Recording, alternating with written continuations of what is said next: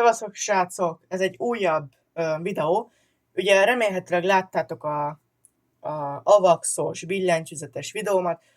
Ha nem láttátok, akkor mindenféleképpen nézzétek meg, mert szerintem az is eléggé jó volt. Most pedig egy ilyen cukiságról fogunk beszélni, az LV03 Pro-ról, ami, itt is van a doboza. A billentyűzetnek nem mutatta meg a dobozát, de az is megvan, nem kell aggódni.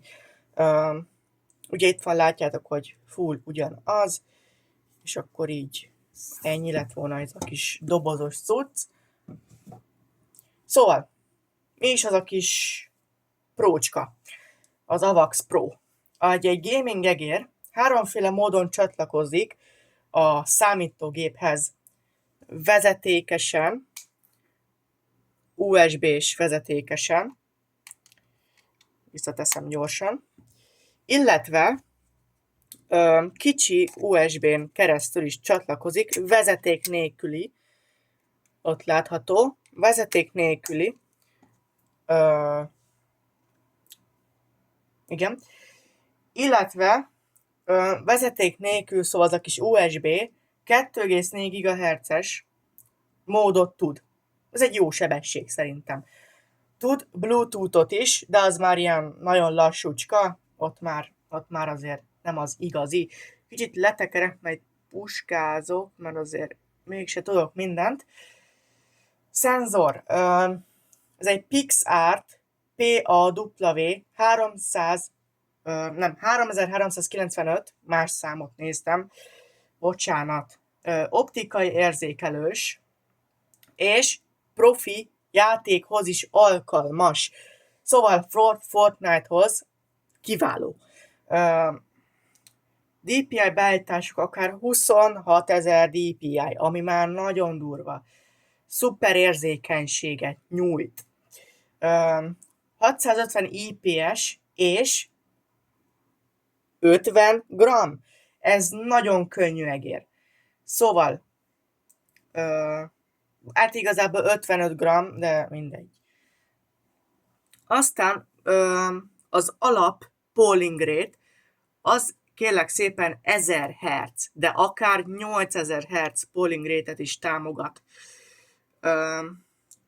Kapcsolók, az Omron kapcsolók, akár 100 millió kattintás. 100 millió kattintás, emberek. RGB világítás az nincsen nagyon, ott középen világít egy ilyen picike cucc, de az csak a töltöttséget mutatja, meg hogy melyik DPI-on játszol, milyen erősségű DPI-on játszol, itt szintén le kell tekerjem, bocsánat, de egyszerűen nem tudom. Próbálok mindent elmondani tökéletesen, szóval azért puskázok egy picikét. Akkumulátor per üzemidő, az egy 500 amperes, nem vagyok mindegy, 500-as akkumulátor, nem értek hozzá, köszönöm. 50 óra játékidő, és 55 g, ahogy mondtam, súlyként, és összegzés. Hát,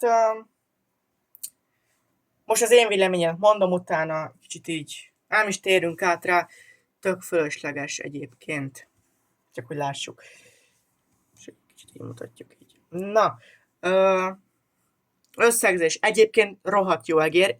Én lassan már hónapok óta használom, nem tudom pontosan, de egy hónapja biztos, hogy használom. Karácsonykor vásárolhattam, vagy nem tudom. Ja, itt lehet egyébként a cuccokat állítani. Itt. Hát, hogy melyik módot használjátok, a vezeték nélküli, Bluetooth, vagy stb. Egyébként itt lehet a DPI-t állítani, de most, ha megveszitek, és akkor majd jobban látszik, a kamera az nem a legjobb, de 1440p-s az bőven szerintem.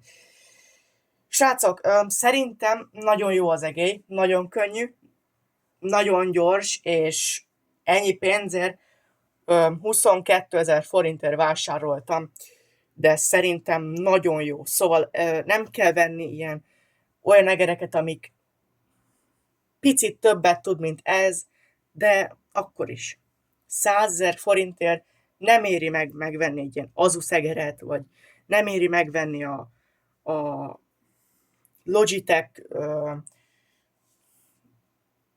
G Pro-t, ahogy egyesek mondják. Szóval ezeket a G Pro-kat jó, megéri, mert a legjobb szenzor van benne, de értsétek meg, hogy ez már egy magas kategóriájú, gyors, könnyű, és FPS játékokhoz, vagy mit tudom én, Fortnite-hoz, CS:GO-hoz, Call of Duty-hoz, nem tudom, bármihez jó. Chilles játékokhoz is tökéletes. Szóval, ha emellett választattok, akkor szerintem egy nagyon-nagyon, sőt, brutálisan jó kis egérről van szó. Egyébként én mindenféleképpen a Pro-t ajánlom, mert a GM02-es, annak az alja, azon látszik a nyáklap, az nagyon nem jó. Pro-t, 03 Pro, azt érdemes venni, mert nem drága. Szóval ahhoz képest, hogy ez a legjobb az AVAX egerek közül, ez nem drága.